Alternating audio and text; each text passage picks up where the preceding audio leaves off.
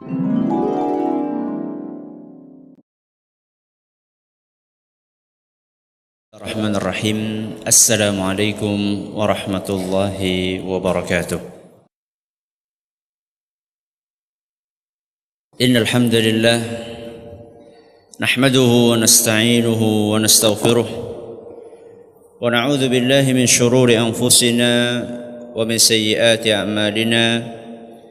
May yahdihillahu fala mudilla lahu wa may yudlil fala hadiya lahu. وأشهد أن لا إله إلا الله وحده لا شريك له وأشهد أن محمدا عبده ورسوله يا أيها الذين آمنوا اتقوا الله حق تقاته ولا تموتن إلا وأنتم مسلمون يا أيها الناس اتقوا ربكم الذي خلقكم من نفس واحدة وخلق منها زوجها وبث منهما رجالا كثيرا ونساء واتقوا الله الذي تساءلون به والأرحام إن الله كان عليكم رقيبا يا أيها الذين آمنوا اتقوا الله وقولوا قولا سديدا يصلح لكم أعمالكم ويغفر لكم ذنوبكم ومن يطع الله ورسوله فقد فاز فوزا عظيما أما بعد فإن أصدق الحديث كتاب الله وخير الهدي هدي محمد صلى الله عليه وعلى آله وصحبه وسلم شر الأمور محدثاتها وكل بدعة ضلالة. Kita panjatkan puja dan puji syukur kehadirat Allah Tabaraka wa Ta'ala. Pada kesempatan malam yang berbahagia kali ini, kita kembali diberi kekuatan, kesehatan, hidayah serta taufik dari Allah Jalla wa Ala, sehingga kita bisa kembali menghadiri pengajian rutin tafsir kita ini di Masjid Agung Darussalam Purbalingga. Kita berharap semoga Allah Tabaraka wa Ta'ala berkenan untuk melimpahkan kepada kita semuanya ilmu yang bermanfaat, sehingga bisa kita amalkan sebagai bekal untuk menghadap kepada Allah Jalla wa Ala. Amin ya Rabbal Alamin. Salam dan salam semoga senantiasa tercurahkan kepada junjungan kita Nabi besar Muhammad sallallahu alaihi wa ala alihi wasallam, kepada para sahabatnya, keluarganya dan umatnya yang setia mengikuti tuntunannya hingga di akhir nanti. Sebelum kita memasuki materi pada kesempatan kali ini, kita akan sedikit mengulang apa yang sudah kita pelajari pada pertemuan yang lalu, di mana saat itu kita membahas beberapa poin muqaddimah pendahuluan dari tafsir surat Al-Qadar. Pertanyaan pertama, saat itu kita membawakan poin tentang nama-nama dari surat Al-Qadar. Saat itu kita membawakan dua nama. Siapa yang ingat? Al-Qadar sama Lailatul Qadar. Monggo. Pertanyaan berikutnya yang terakhir, dua pertanyaan saja. Poin yang terakhir kita bahas saat itu adalah kandungan dari surat Al-Qadar secara global. Kita bawakan saat itu ada 3 kandungannya. Di antara kandungan yang ada dalam surat Al-Qadar ada 3. Siapa yang bisa menyebutkan?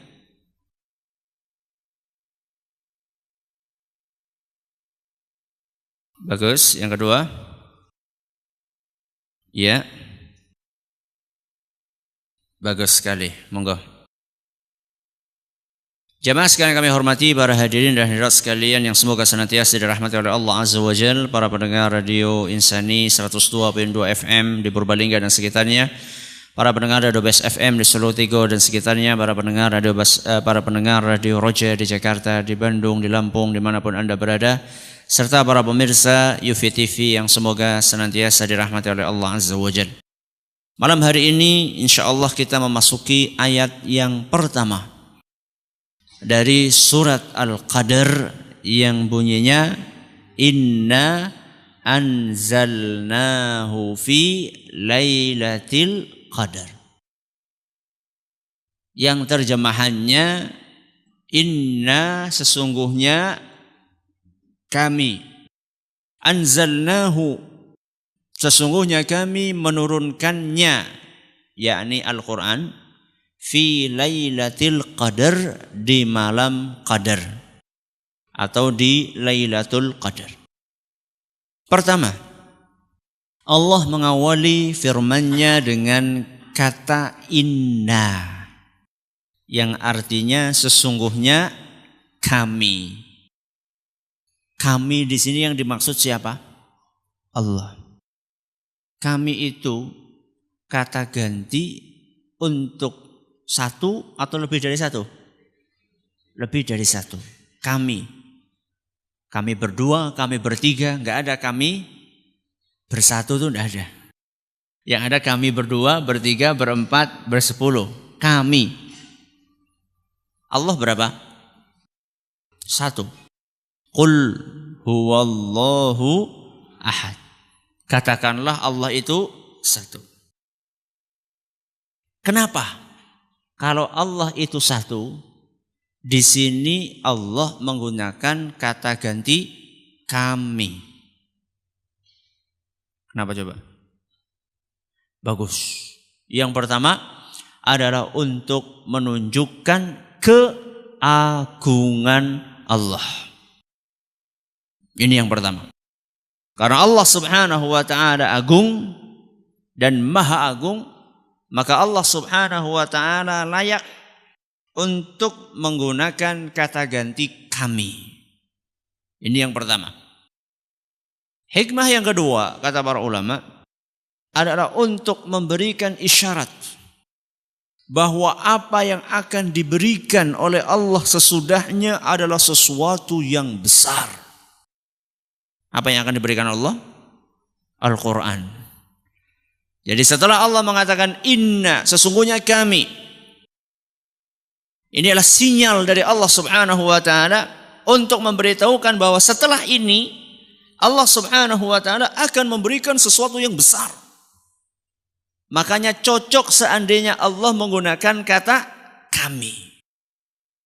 Mirip kayak sebuah surat yang pernah kita bahas saat itu, surat yang pendek sekali dalam Al-Quran. Surat apa? Al-Kautsar. Awalnya inna a'tainakal kautsar. Sesungguhnya kami memberikan kepadamu wahai Muhammad Al-Kautsar. Masih ingat Al-Kautsar? Telaga di surga. Itu sesuatu yang istimewa atau bukan? Istimewa sekali. Ya, ini Allah Subhanahu wa ta'ala di sini di awal surat Al-Qadar akan mengingatkan kepada para hambanya bahwa Allah ini akan menurunkan sesuatu yang besar, sesuatu yang istimewa, yaitu Al-Quran. Maka cocok untuk menggunakan kata ganti kami. Inna anzalnahu. Kami telah menurunkannya. Nya di sini maksudnya Al-Quran. Kata mayoritas ulama sebagaimana disebutkan dalam tafsir Al-Alusi bahwa maksud darinya di sini Al-Quran. Sesungguhnya kami telah menurunkan Al-Quran di malam Lailatul Qadar. Berarti Al-Quran itu diturunkan sekaligus. Sekaligus apa berangsur-angsur? Yakin? Terus artinya apa ayat ini? Kami turunkan Al-Quran di malam Lailatul Qadar. Apa maksudnya? Sekaligus malam Lailatul Qadar atau berangsur? Pertama kali gimana maksudnya? Pertama kali diturunkan. Awalnya malam Lailatul Qadar. Berarti Iqra itu diturunkan Lailatul Qadar. Nah, gimana? Bagus. Al-Quran itu kata para ulama mengalami dua proses. Turunnya Al-Quran itu mengalami dua proses. Proses yang pertama diturunkan secara total ke langit dunia. Ke langit dunia. Sebelum saya lanjutkan proses yang kedua, langit dunia itu mana toh? Langit dunia mana? Yang kita lihat ini. Yang kita lihat. Ya. Karena langit itu ada berapa lapis? 7 lapis. Yang kita lihat ini lapis yang pertama. Kayaknya kalau memang benar astronot itu baru sampai ke langit yang pertama. Belum. Yang kedua, yang ketiga, yang keempat, apalagi ketujuh. Apalagi sampai arsy. Lah, jan. Kalaupun benar ya, kalaupun benar berita yang mengatakan bahwa dari NASA dan yang semisalnya itu sampai ke langit, kalau memang benar beritanya itu, maka maksudnya adalah langit dunia. Kenapa Ustadz mengatakan kalau benar? Ya mungkin saja nggak benar toh. Ada yang mengatakan itu syuting di mana? Di Hollywood katanya. Ketika nanam apa? Nanam bendera. Ya macam-macam lah, entah benar entah enggaknya. Ya. Kalaupun benar, mereka itu baru sampai langit dunia, langit yang pertama. Jadi proses yang pertama, tahapan yang pertama adalah Allah menurunkan Al-Quran ke langit dunia sekaligus. Ini proses yang pertama. Proses yang kedua, Allah Subhanahu wa ta'ala menurunkan dari langit ke langit dunia kepada Nabi kita Muhammad sallallahu alaihi wasallam secara berangsur-angsur. Yang pertama dari mana? Dari Allah Subhanahu wa ta'ala, dari Lauhul Mahfuz diturunkan ke langit dunia, dan ini total semuanya makbrek diturunkan ke langit dunia.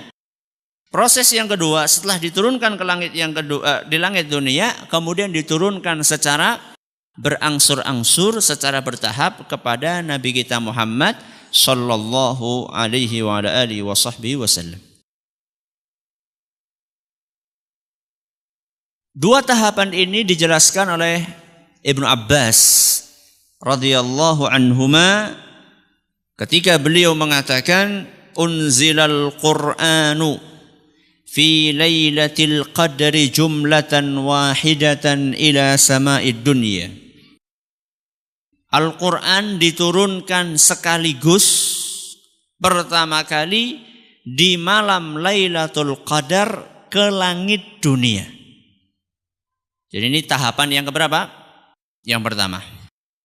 Kemudian kata beliau, wa kana bi mawqi'in nujumi wa kana Allahu azza wa jal yunziluhu ala Rasuli sallallahu ba'dahu fi ithri ba'd.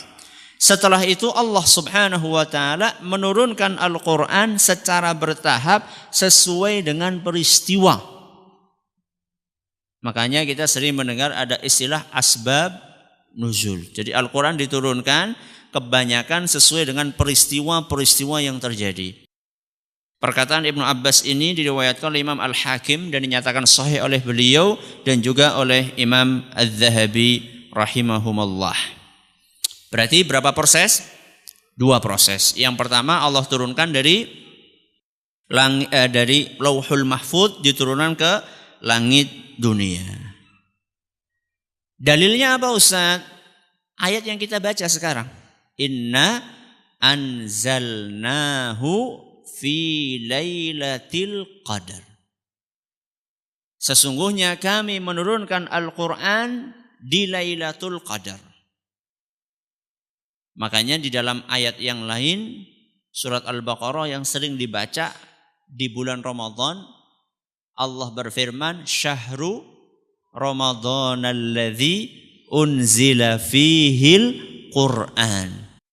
Bulan Ramadan adalah bulan di dalamnya diturunkan Al-Quran. Ini dalam surat Al-Baqarah ayat 185. Maksudnya adalah Al-Quran ini diturunkan pertama kali secara sekaligus ke langit dunia pada malam Lailatul Qadar. Diturunkan kemana Ustaz? Disebutkan dalam beberapa riwayat diturunkan di sebuah tempat namanya Baitul Izzah. Apa namanya? Baitul Izzah. Di mana itu Ustaz? Di langit dunia. Tepatnya enggak tahu. Ya, karena di situ cuma disebutkan di Baitul Izzah, ya, namanya tempat Baitul Izzah. Beda loh dengan Baitul Ma'mur. Masih ingat ketika kita kapan bicara masalah Baitul Ma'mur? Ketika bicara masalah malaikat, bahwa setiap hari ada malaikat masuk berapa? 70.000 ke Baitul Ma'mur, kemudian keluar atau masuk nggak kembali lagi. Itu Baitul Ma'mur adanya di langit yang ketujuh. Kalau ini Baitul Izzah adanya di langit yang pertama, beda. Yeah. Yang saya maksud di sini Baitul Izzah. Jadi Allah Subhanahu wa taala menurunkan Al-Qur'an dari Lauhul Mahfuz ke Baitul Izzah secara total.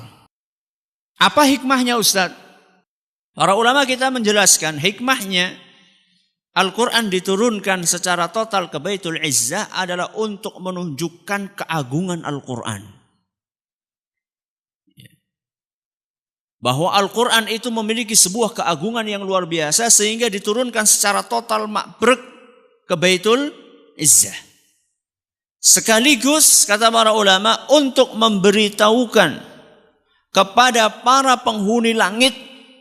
Siapa penghuni langit? Itu manuk loh. Nah. Untuk memberitahukan kepada para penghuni langit yaitu para malaikat bahwa inilah kitab suci yang terakhir yang Allah turunkan. Dan kitab suci ini bakalan diberikan kepada Nabi yang terakhir yang Allah utus. Siapa beliau? Nabi kita Muhammad Sallallahu Alaihi Wasallam. Jadi ini hikmah yang disebutkan oleh para ulama. Kenapa kok Al-Quran mengalami proses ini, pertama ini, yaitu untuk menjelaskan keagungan Al-Quran. Ini yang pertama. Yang kedua, untuk memberitahukan kepada para penghuni langit bahwa telah turun kitab suci yang terakhir. Karena Allah Subhanahu wa taala menurunkan kitab suci itu enggak cuma satu. Ada enggak kitab sebelum Al-Quran? Ada. Apa? Zabur, terus Taurat, terus Injil. Ada kitab suci yang Allah turunkan. Akan tetapi kitab Al-Quran ini merupakan kitab yang paling sempurna dan satu-satunya kitab suci yang dijamin keasliannya sampai hari kiamat. Beda dengan kitab-kitab yang lain. Kalau kitab-kitab yang lain ini mengalami perubahan, bahasa kerennya distorsi. Bahasa kerennya distorsi, mengalami perubahan, diutak-utik sama siapa? Ya manusia. Siapa lagi kalau bukan manusia? Ya. Orang-orang oknum-oknum yang kurang bertanggung jawab, mereka mengutak-utik kecuali Al-Quran. Al-Quran ini mendapatkan jaminan langsung dari Allah Subhanahu wa taala.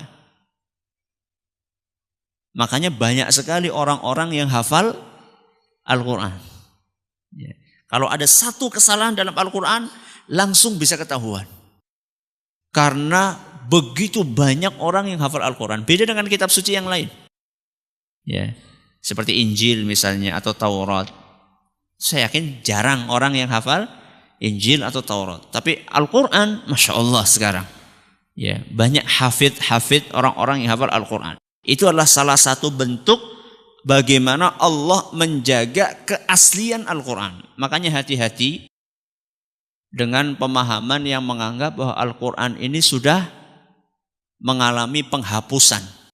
Ada sebagian kalangan di zaman kita ini mengatakan Al-Quran ini sudah dihapus 2/3. Berapa? 2/3. Berarti sisanya sekarang kurgari sepertelon, bayangkan sepertelon. Maka hati-hati. Ya, ini ada sebagian kalangan sekarang mulai menghembuskan keraguan kepada kaum muslimin bahwa kitab kita ini sudah mengalami pengurangan. Dan na'udzubillahi min dzalik, mereka menuduh yang ngurang-ngurangi itu adalah Abu Bakar radhiyallahu anhu, na'udzubillahi min dzalik, dan Umar katanya. Kok ya kebangetan gitu loh. Yang dituduh kok siapa? Abu Bakar sama Umar. Ya ora apa ya? Ya ora mungkin lah, masa Abu Bakar sama Umar? Ya. Dan tidak mungkin itu terjadi karena Allah Subhanahu wa taala sudah menjamin.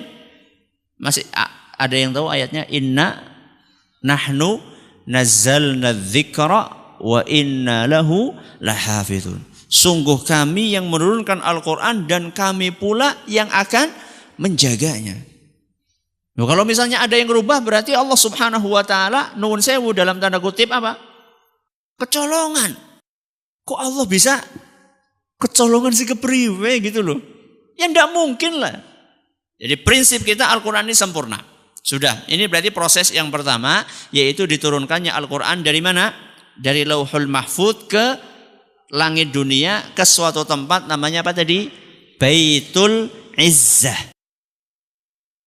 Proses yang kedua, yaitu diturunkannya Al-Quran secara berangsur-angsur dari langit dunia kepada Nabi kita Muhammad sallallahu alaihi wa alihi wasallam. Siapa yang bawa? Malaikat Jibril alaihi salam. Dalilnya apa Ustaz? Banyak dalilnya yang menunjukkan bahwa Al-Quran diturunkan secara bertahap. Di antaranya firman Allah tabaraka wa ta'ala dalam surat Al-Isra ayat 106. Dalam surat Al-Isra ayat 106 Allah Azza wa Jalla berfirman, "Wa Qur'anan faraqnahu litaqra'ahu 'alan nasi 'ala mukthin wa nazzalnahu tanzila." Yang artinya Al-Quran kami turunkan berangsur-angsur. Agar engkau wahai Muhammad membacakannya kepada para manusia secara perlahan-lahan. Kemudian wa nazzalnahu tanzila, dan kami menurunkannya secara bertahap. Ini jelas sekali nih. Jadi sangat tegas, sangat gamblang ayat ini menunjukkan bahwa Al-Quran itu diturunkan secara bertahap. Ini dalil yang menunjukkan Al-Quran diturunkan secara bertahap. Surat apa tadi? Al-Isra ayat 106. Realitanya juga seperti itu. Kalau kita membaca sejarah turunnya Al-Quran, kita akan temukan bahwa surat Al-Quran itu ada yang Madaniyah, ada yang Makkiyah. Itu menunjukkan bahwa Al-Quran itu tidak langsung diturunkan kepada Nabi SAW sak geluntung, itu enggak, sekaligus enggak. Makanya ada Makkiyah, ada Madaniyah. Makkiyah itu surat-surat yang diturunkan sebelum hijrah, dan Madaniyah di surat-surat yang diturunkan setelah hijrah. Di antara yang Makkiyah dan Madaniyah pun juga bertahap. Makkiyah surat pertama, kedua, ketiga. Sama juga ayat-ayatnya juga diturunkan secara bertahap sesuai dengan peristiwa yang terjadi. Ustadz, apa hikmahnya Ustadz? Apa hikmahnya Al-Quran ini dari langit dunia diturunkan kepada Nabi SAW secara bertahap? Para ulama kita mengatakan yang pertama, hikmahnya adalah untuk meneguhkan hati Nabi kita Muhammad Sallallahu Alaihi Wasallam. Ini hikmah yang pertama. Hikmah ini Allah sebutkan di dalam Al-Quran surat Al-Furqan ayat 32. Dalam surat Al-Furqan ayat 32 Allah Azza wa Jalla mengatakan, "Wa qala alladhina kafaru laula nuzzila alaihi al-Qur'anu jumlatan wahidah." Allah bercerita, orang-orang kafir mereka berkata, kenapa Al-Quran ini tidak diturunkan kepada Muhammad sekaligus? Orang kafir protes. Kenapa kok Al-Quran diturunkan kepada Rasul secara berangsur? Kenapa tidak sekaligus saja diturunkan? Kata orang-orang kafir. Kemudian Allah menjawab, kadzalika linutsabbita bihi fuadak. Kami turunkan Al-Quran secara berangsur itu untuk meneguhkan hatimu, wahai Muhammad. Apa Rasul SAW butuh Ustaz untuk diteguhkan hatinya? Sangat butuh. Karena ketika Nabi kita SAW berdakwah, mendakwahkan ajaran Islam, beliau itu menghadapi tantangan, menghadapi rintangan, bahkan sampai beliau akan dibunuh. Ingat kisahnya? Ketika orang-orang Quraisy mengumpulkan 40 pemuda terkuat untuk membunuh Nabi kita Muhammad SAW. Mereka pengennya membunuhnya plus 40 orang, membacok semuanya. Supaya apa? Supaya nggak bisa nuntut. Karena yang bunuh berapa? 40 kabilah. Ya, jadi 40 kabilah, masing-masing kabilah ngirim orang yang paling kuat. Mereka punya rencana, ya, geruduk atau membunuh Nabi kita Sallallahu Alaihi Wasallam sekaligus 40 orang bacok. Jadi kalau misalnya kabilahnya Rasulullah SAW akan nuntut, dia akan berhadapan dengan 40 kabilah. Tapi gagal enggak? Gagal. Kenapa? Rasul Sallallahu Alaihi Wasallam dilindungi oleh Allah Subhanahu Wa Taala. Bagaimana Allah Subhanahu Wa Taala melindunginya? Ketika Nabi Sallallahu Alaihi Wasallam sedang berada di dalam kamarnya, ya, beliau mengetahui dapat wahyu dari Allah bahwa rumahnya sudah dikepung, maka Nabi SAW mempersilahkan Ali untuk tidur di tempat tidurnya. Dan ini juga berani sekali Ali kan. Berarti kan setor apa? Setor nyawa. Ya, jadi kalau bacok yang kena Ali bin Abi Thalib. Kemudian Nabi SAW keluar dari rumah. Dan ketika keluar dari rumah itu nggak ada satupun di antara 40 orang itu yang ngelihat. Karena dilindungi oleh Allah Subhanahu Wa Taala. Jenengan nggak berpikir bertanya, kenapa kok 40 orang pada nunggu di luar? Kenapa mereka nggak menyergap masuk ke dalam? Kepikiran nggak jenengan? Kepikiran enggak? Enggak. Baru sekarang kepikiran. Coba, sekarang kan kalau namanya nangkap maling, nangkap teroris, ya, itu kan sergap gitu, masuk bruk gitu kan. Ini kenapa mereka 40 orang itu enggak ada yang masuk menyergap Nabi SAW ke dalam rumah? Kenapa kira-kira? Jelas gimana? Ya kelihatan kan Nabi SAW mukanya ketahuan. Nabi itu orang terkenal. Kata sebagian ahli sejarah, karena orang-orang 40 itu mereka mendengar di dalam rumah itu ada suara wanita. Ada suara wanita. Dan menurut adat orang Arab aib kalau menangkap laki-laki di dalam rumah ada wanitanya. Padahal mereka orang-orang musyrik. Masih punya apa? Gentle. Masih punya gentleman, sifat kelaki-lakian. Sehingga mereka nggak mau. Mereka takut itu jadi aib. Ya, sepanjang hayat dapat cerita ini main keroyok, ya, main keroyokan, kemudian pun masuk ke rumah, di dalam rumah ada wanitanya. Itu kata para ahli sejarah. Jadi intinya Nabi kita Muhammad SAW ketika beliau berdakwah itu menghadapi begitu banyak cobaan, begitu banyak tantangan. Makanya Nabi SAW butuh hiburan, butuh hiburan.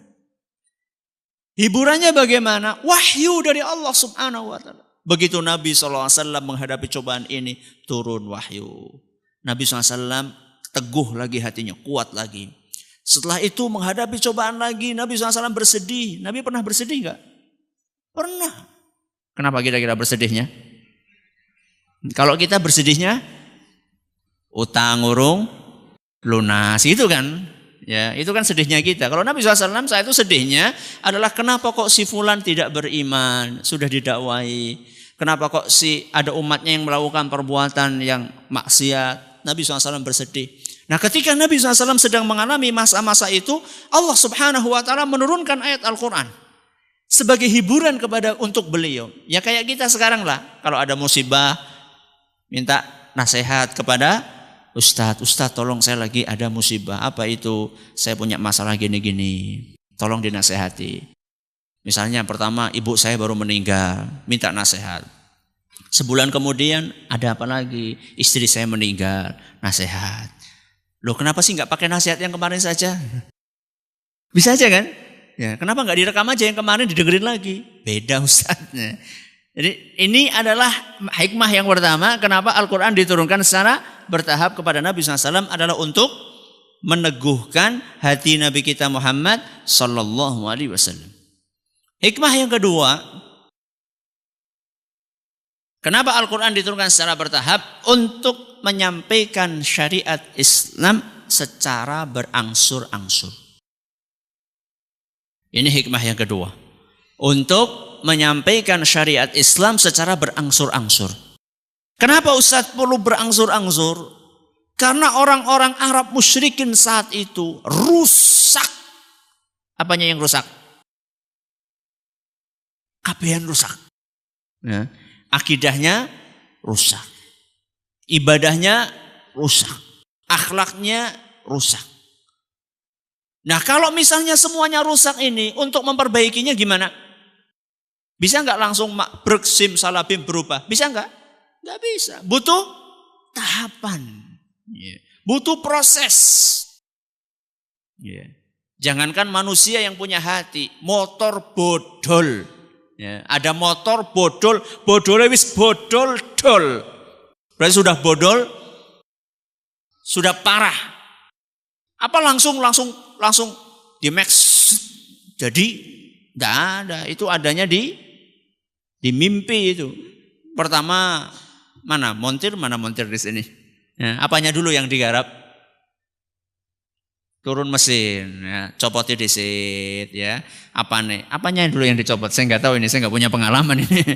Apanya terserah, dicopot dulu ini, dilepas lagi, dibersihkan satu persatu, dicek, ya. Sama kayak orang benerin komputer juga kayak gitu katanya. Ya, ini komputernya mati-mati terus, kenapa? Oh, dicek dulu. Apanya? Motherboardnya, oh ternyata oke, motherboardnya dicek. CPU ya saya tahu lah kotaknya itu mbok. Apa? Harddisknya dicek, ternyata oke. Cari lagi, itu bertahap namanya. Komputer yang nggak punya akal saja untuk membetulkannya butuh tahapan, apalagi manusia yang punya akal dan punya perasaan. Makanya Allah Subhanahu wa taala menurunkan Al-Qur'an secara bertahap dengan maksud untuk membenarkan manusia secara bertahap karena rusaknya sudah parah. Akidahnya rusak, ibadahnya rusak, akhlaknya rusak, maka butuh bertahap untuk membenarkannya. Dan ini diceritakan secara tegas oleh Aisyah radhiyallahu anha. Kata beliau, innama nazala ay al-Qur'an awwalu ma nazala fihi minhu suratun minal mufassali fiha dzikrul jannati wan nar. Kata Aisyah radhiyallahu anha, Al-Qur'an itu pertama kali turun adalah surat-surat ayat-ayat yang isinya tentang surga dan neraka. Kata Imam Ibnu Hajar, ini menunjukkan bahwasanya pertama kali adalah tentang tauhid. Makanya pada hadis sejarah mengatakan Nabi SAW 10 tahun di Mekah konsentrasi dakwahnya kepada tauhid. Menguatkan keyakinan. Ketika keyakinannya itu sudah kuat, hatta idza saban nasu ilal Islam nazalal halal wal haram.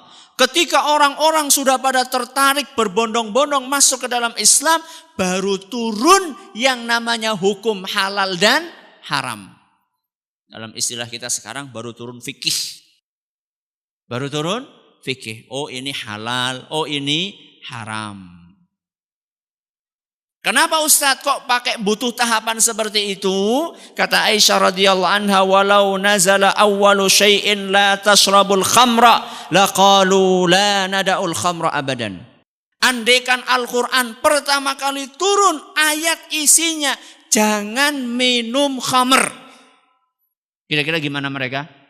Sorry ya. Kenapa? Kenapa mereka mengatakan sorry ya? Karena mereka itu belum kuat landasannya. Berarti yang digarap apanya dulu Ustaz? Akidahnya dulu. Keyakinannya dulu. Maka sebenarnya kalau mau menasehati orang yang lagi seneng-senengnya minum minuman, lagi seneng-senengnya dugem siapa? Dunia gemerlap. Dunia gemerlap gue apa Ustaz? Ya nang diskotik, nang bah. Itu bukan pakai pentungan. Bukan pakai pentungan. Bawa pentungan ke sana mak prak. Loh buktinya pada Melayu Ustaz. Iya. Takutnya larinya karena apa? Karena takut. Bukan karena sadar. Tunggu besok balas dendam. Bukan karena kesadaran. Akan tetapi karena rasa takut. Besoknya dia akan berusaha mencari tempat yang gak kelihatan. Berarti kan mentah usahanya. Usahanya mental jadinya. Yang betul adalah digarap dulu bagaimana hatinya digarap. Makanya kata Aisyah radhiyallahu anha, yang pertama kali turun bukan ayat mengharamkan khamr, bukan. Ayat pengharaman khamr nanti sudah lewat berapa tahun, 13-an tahun lebih itu baru turun khamr itu haram. Kemudian kata Aisyah radhiyallahu anha, walau nazala la taznu laqalu la nada'u zina abadan. Seandainya yang pertama kali turun adalah ayat yang isinya jangan kalian berzina, niscaya mereka akan mengatakan kami tidak mau meninggalkan zina selamanya. Karena memang belum kuat akidahnya. Makanya kalau kita perhatikan, salah satu kunci suksesnya Nabi SAW di dalam berdakwah, kenapa beliau bisa merubah masyarakat Arab yang sudah parah kerusakannya, karena beliau menggarap apanya tadi? Keyakinan akidahnya terlebih dahulu. Kayak khamr itu diturunkan melalui tahapan. Pertama kali dijelaskan, Anda pernah jelaskan di sini kan, ya bahwa khamr itu pertama kali diceritakan oleh Allah bahwa khamr itu ada manfaatnya, ada bahayanya. Cuman bahayanya lebih besar. Diajak untuk apa? Berpikir. Coba kalau misalnya ada manfaat, ada bahaya, bahayanya lebih besar. Kira-kira apa yang seharusnya dilakukan? Ya sebaiknya dihindari. Pertama kali psikologisnya diajak berpikir dia. Logikanya diajak bermain. Ya, ini khamr itu banyak kerusakannya. Walaupun ada manfaatnya, tapi kan manfaatnya ini nggak sebanding dengan kerusakannya. Sudah. Setelah itu kemudian diturunkan oleh Allah Subhanahu wa taala, mulai dilarang. Ya. La taqrabus salata wa antum sukara. Jangan kalian menuju ke masjid dalam keadaan kalian sedang mabuk. Berarti dibatasi waktu minum khamr. Berarti kan tinggal waktu apa saja yang waktu sholatnya agak jauh. Tinggal sholat subuh sama sholat zuhur. Karena kalau misalnya minumnya habis zuhur, asarnya masih mabuk, nggak boleh ke masjid. Ya. Kalau telernya habis asar, maghribnya masih mabuk, belum sadar, maka nggak boleh. Kalau minumnya habis maghrib, apa maning? Karena mepet sekali. Akhirnya kan terbatas, jadi waktu minumnya itu mulai dikurangi. Ya, habis asar nggak bisa, habis maghrib nggak bisa, habis isya tinggal apa? tinggal habis isya. Habis isya lama, ya tidur dulu, nanti subuh sudah fresh. Ya. Nanti habis subuh minum lagi. Ya. Nanti ketika zuhur fresh. Sudah mulai dikurangi. Ya. Sampai akhirnya ada peristiwa, ada di antara sahabat yang ketika berangkat ke masjid masih teler. Mungkin minumnya kebanyakan. Mungkin sudah habis isya minumnya tapi terlalu banyak. Akhirnya subuh masih teler. Disebutkan dalam beberapa riwayat baca surat Al-Kafirun. Ora rambung-rambung. La'abud. Gak selesai-selesai. Karena sedang teler. Kadang-kadang orang gak teler aja gak selesai-selesai baca Al-Kafirun. Apalagi lagi teler. Akhirnya setelah itu Allah subhanahu wa ta'ala mengharamkan khamr secara total. Lihat apa efeknya. Kata para sahabat, ketika pengharaman khamr itu dipublikasikan, maka saat itu para sahabat yang sedang pada minum-minuman ya di kebun, ya langsung mereka mendengarkan ayat khamr diharamkan, langsung yang ada di mulut itu mereka muntahkan. Bayangkan sudah masuk ke mulut tinggal ditelan, dimuntahkan oleh mereka. Bukan hanya itu, gentong-gentong yang ada di rumah yang isinya khamr, mereka semuanya tumpahkan. Sampai saat itu lorong-lorong kota Madinah becek dengan khamr. Siapa yang memuntahkan? Mereka sendiri. Bukan karena ada pentungan, bukan. Mereka sendiri yang memuntahkannya. Mereka sendiri yang menghancurkannya. Kenapa? Sadar. Kenapa bisa sadar Ustadz? Karena ada proses. Ini hikmah yang kedua. Kenapa Al-Quran diturunkan secara bertahap untuk mengajarkan syariat Islam ini juga secara berangsur-angsur. Kita ulangi. Berarti cara turunnya Al-Quran tadi gimana? Mengalami berapa tahap? 2 tahap. Yang pertama, dari Lauhul Mahfuz ke Baitul Izzah di langit dunia secara sekaligus. Hikmahnya apa ini tadi? Untuk menunjukkan keagungan Al-Quran dan untuk memberitahukan kepada para penghuni langit tentang turunnya Al-Quran dan akan diberikan kepada Nabi yang terakhir, yaitu Nabi kita Muhammad SAW. Ini tahapan yang pertama. Tahapan yang kedua gimana? Dari langit dunia kepada Nabi kita SAW secara berangsur-angsur. Dan ini hikmahnya yang pertama, untuk meneguhkan hati Nabi kita Muhammad SAW. Yang kedua, untuk menyampaikan syariat Islam secara bertahap. Dan masih ada hikmah-hikmah yang lainnya. Ini beberapa contoh saja. Semoga bermanfaat. Ini yang dapat kami sampaikan. Tanya jawab insyaallah nanti habis isya.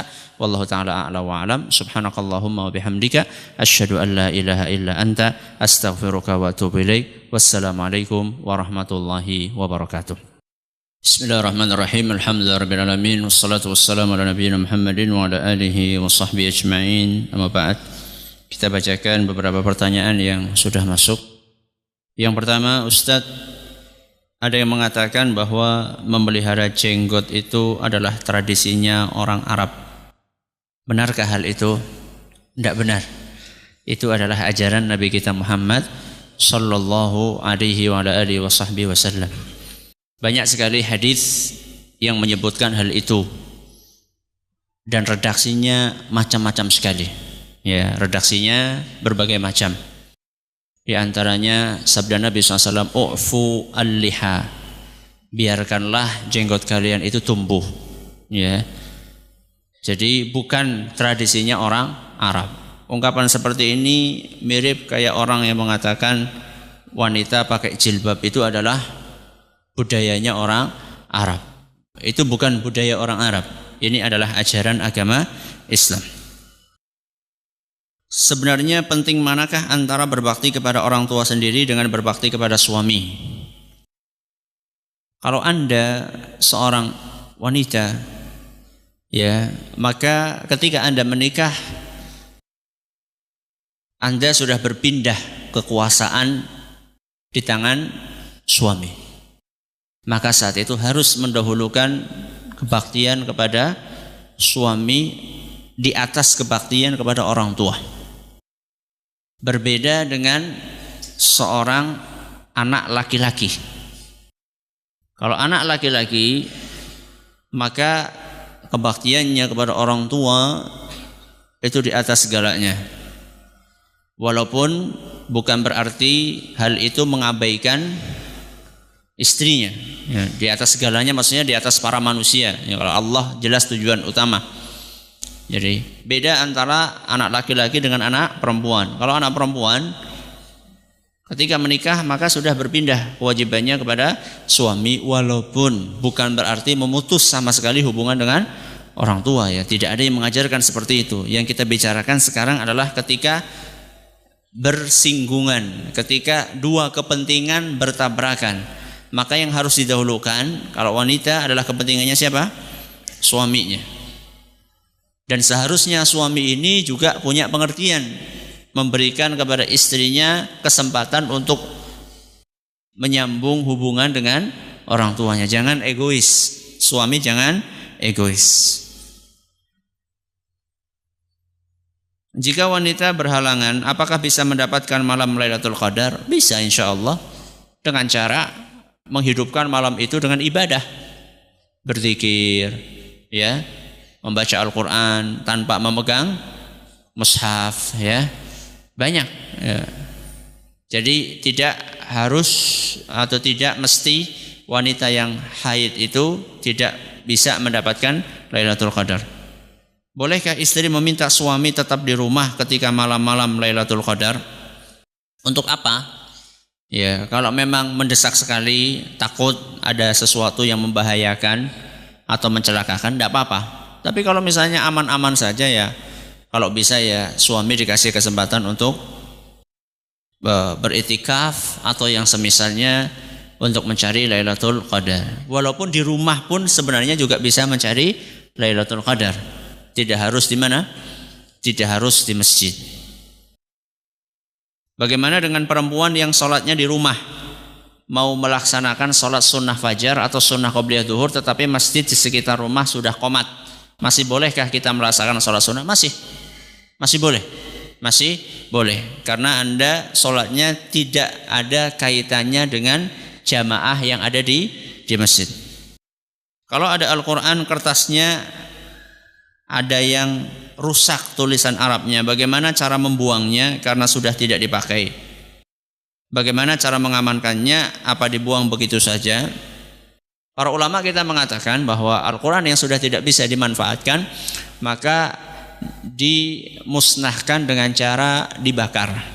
Dengan cara dibakar. Karena itulah cara yang paling aman. Enggak mungkin dibuang kemana? Ke tempat sampah, enggak mungkin.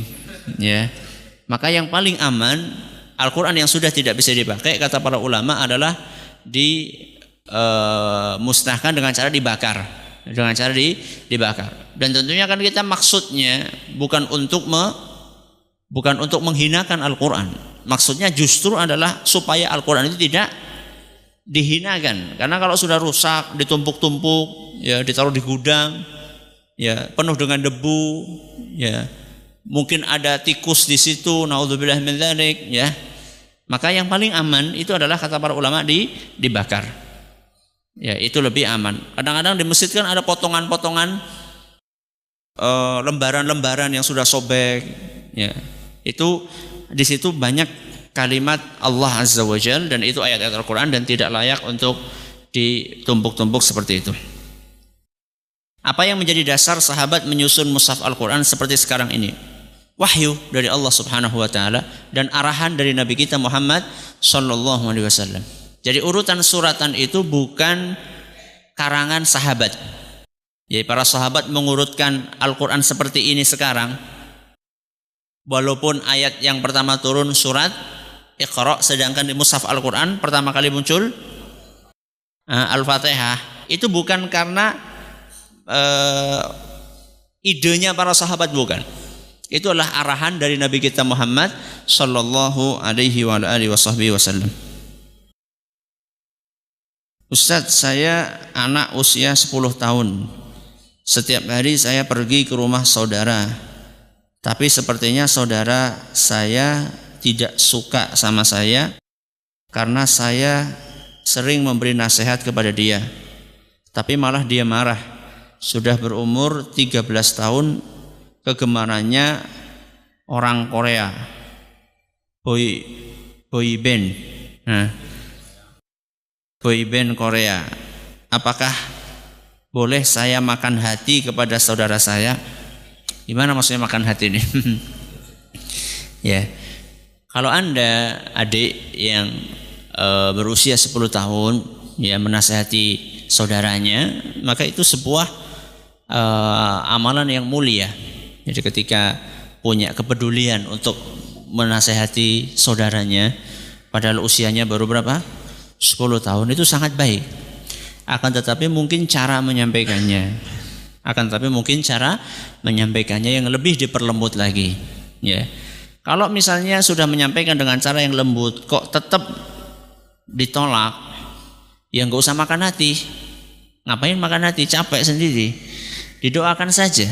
Ya, didoakan saja supaya saudara adik mendapatkan hidayah dari Allah Azza wa Jalla. Didoakan supaya saudara saya, ya Allah, semoga si fulan atau si fulanah mendapatkan hidayah dari Allah Subhanahu wa taala. Begitu saja.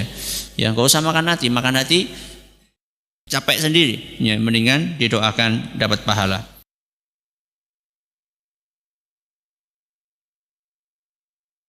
Ustaz mau tanya, kalau jamaah di musholla cuma berdua yang bukan mahramnya, itu hukumnya bagaimana?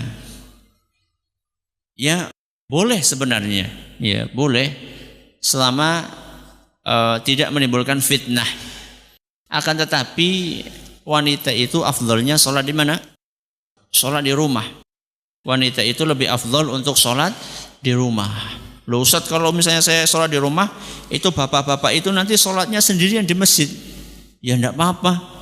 Dia pergi ke masjid, azan sendiri, qoma sendiri, jadi imam sendiri, jadi makmum sendiri, itu sudah dapat pahala jamaah insya Allah. Dengan apanya? Dengan niatnya. Ya, makanya panjenengan itu kalau suatu saat panjenengan pergi ya ke masjid, bapak-bapak terutama, kemudian azan sendiri, ya, kemudian qoma sendiri, ngimami sendiri, nggak usah minder. Ya, nggak usah minder. Malah pahalanya banyak itu, borongan ya. Itu pahala azan, pahala qomat, pahala imam, pahala makmum. Masya Allah itu. Pahala marbot, nyapu masjid. Jangan minder. Ya. Justru kalau misalnya semuanya berpikiran seperti itu, nggak akan ada jamaah kalau seperti itu. Kalau semuanya berpikiran, wah nanti saya sendirian. Satu kampung mikirnya kayak gitu semuanya. Gak ada yang ke masjid kalau kayak gitu. Ya, jadilah pionir kebaikan. Gak usah sampai kapan? Sampai orang-orang itu terketuk hatinya. Saya ingat dulu awal-awal juga seperti itu di kampung. Ya mirip lah seperti itu. Sholatnya kesebelasan terus. Ya. Saya sama bapak Allah yarham, ya sholatnya gitu berdua. Alhamdulillah sekarang 2 soft, 3 soft, ya. Bertahap, ya. Semuanya itu butuh tahapan. Jadi kalau bukan kita yang sudah ngaji, yang mulai, siapa yang mau mulai? Apa mau nyuruh orang yang belum ngaji? Ya. Loh, kalau misalnya yang sudah ngaji saya nggak mau seperti itu, apalagi yang belum ngaji, ya. Jadi jadilah pionir kebaikan. Ya, jangan jadi pionir keburukan. Ustadz, apakah bacaan suratan dalam sholat witir ada surat-surat khusus yang harus dibaca? Harus dibaca enggak? Disunnahkan untuk dibaca iya. Jadi kalau harus dibaca enggak? Disunnahkan iya. Disunnahkan rakaat pertama untuk membaca surat Sabbihisma rabbikal a'la. Rakaat yang kedua disunahkan membaca Qul ya ayyuhal kafirun. Rakaat ketiga disunahkan membaca surat Al-Ikhlas. Kadang-kadang Nabi SAW menambahkan di rakaat yang ketiga Al-Ikhlas, Al-Falaq dan An-Nas. Jadi rakaat pertama sunnahnya baca Al-A'la, rakaat yang kedua Al-Kafirun, rakaat ketiga Al-Ikhlas. Kadang-kadang Nabi SAW menambahkan setelah Al-Ikhlas Al-Falaq dan An-Nas. Sunnah, bukan wajib. Ustaz, jika ada anak yang rewel atau nangis, apakah benar sedang diganggu setan? Dibacakan Al-Quran, surat apa? Ya tergantung.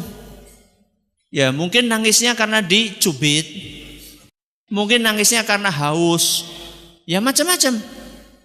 Jadi nggak mesti anak nangis itu karena diganggu setan. Ya sekarang anak bayi gitu, usia 1 tahun atau setengah tahun, ya nangis terus, dibacakan Al-Quran, ngelak dibacakan Al-Quran ya nggak berhenti-berhenti. Haus pengen ASI, dibacakan Al-Quran ya nggak berhenti-berhenti. Kecuali kalau misalnya sudah dikasih ASI tetap nangis, sudah dikipasi tetap nangis, nangisnya nggak wajar, teriak-teriak, mungkin matanya juga melotot. Ya nggak mesti harus seperti itu. Ya, nggak apa-apa bacakan Al-Quran, nggak apa-apa dibacakan Al-Quran. Surat apa? Bebas. Sehafalnya jenengan, hafalnya Al-Fatihah, tambahi ayat kursi, Al-Ikhlas, Al-Falaq, An-Nas, dibacakan Al-Baqarah. Kalau kuat lebih bagus lagi. Bagaimana Ustaz cara supaya anak bisa bangun pagi? Apakah ada tipsnya? Ada. Pertama, tidurnya harus gasik. Tidurnya harus gasik. Kalau tidurnya jam 10, jam 11, sulit bangun paginya. Ini yang pertama. Yang kedua, orang tuanya bangun gasik. Gimana orang tuanya, bagaimana pengen anaknya gasik, orang tuanya kesiangan. Ya nggak nyambung kalau kayak gitu. Jadi anaknya bangun tidurnya gasik, orang tuanya juga, kemudian orang tua bangun gasik, dia membangunkan anaknya. Memang butuh perjuangan. Ya, saya ingat sekali pengalaman pribadi. Ya, ingat sekali dulu ketika saya dibangunkan sama bapak saya itu, Masya Allah. Ya, jadi dibangunkan dari ruang tidur, kamar tidur, bangun, pindah ke ruang makan. Bangunkan lagi sama bapak, pindah ke mana, ke dapur, tidur lagi, bangunkan lagi, pindah lagi, depan kamar mandi masih tidur lagi. Tapi subhanallah, beliau sabar sekali. Beliau rahimahullah sabar sekali, dan terus setiap hari seperti itu. Jadi inilah ketekunan dan kesabaran ini perlu kita tumbuh kembangkan dalam diri kita. Makanya sekarang kalau saya bangun anak agak sulit, aku kayak mutan mien. Nyontoh bapak kayak gitu. Maka bersabar, ya. Jadi jangan lihat anak kita sekarang seperti itu, lihatlah kita juga dulu mungkin seperti itu, ya. Makanya butuh ketekunan. Sebagaimana dulu orang tua kita sabar membangunkan kita, kita juga harus sabar membangunkan anak-anak kita. Butuh ketekunan, kesabaran, pembiasaan, dan semuanya itu kembali kepada taufik dari Allah Subhanahu wa taala. Perbanyaklah membaca Rabbana hablana min azwajina wa dzurriyyatina qurrata a'yun waj'alna lil muttaqina imama. Juga membaca Rabbi habli minas salihin. Semoga bermanfaat. Terima kasih atas perhatiannya. Mohon maaf atas segala kekurangannya. Kita tutup dengan membaca Subhanakallahumma wa bihamdika asyhadu an la ilaha illa anta astaghfiruka wa atubu ilaik. Wassalamualaikum warahmatullahi wabarakatuh. Jangan lupa untuk subscribe dan share bila kajian ini dirasa bermanfaat.